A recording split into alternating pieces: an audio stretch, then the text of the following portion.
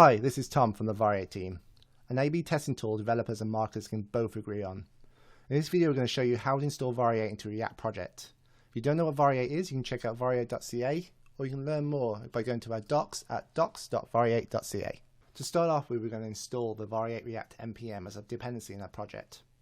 To do this, we just need to hop over to the terminal and run npm install @variate/react-save. Once installed, we can hop over to our code.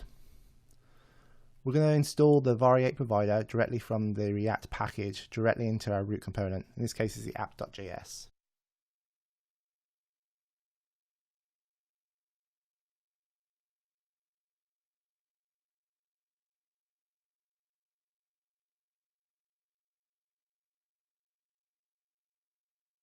Next, we're going to wrap the Variate provider around our components.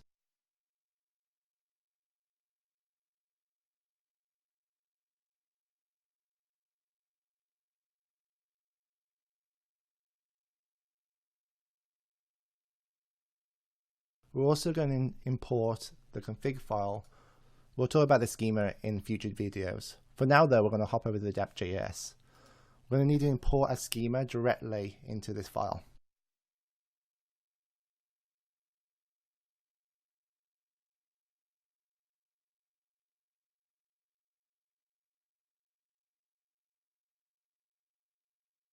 Next, we need to pass the Variate schema directly into a Variate provider as a prop.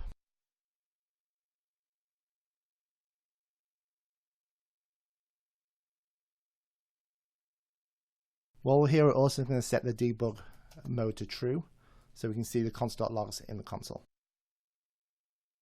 Next, we'll have to tell Variate to activate target experiments in each page change. One option to do this is by using the onViewChange prop. Since we're using React Router in this project, we'll have to listen to any router changes that occur. This may vary in your project depending on how your team deals with the route and view changes.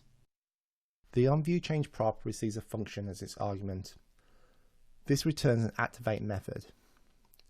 The activate method can be called between page changes to reactivate Variate and reactivate any experiments that might be on that page. And that should be it for the basic setup. We head back to the browser. We can now see in the console that Variate React and Variate Engine are now installed.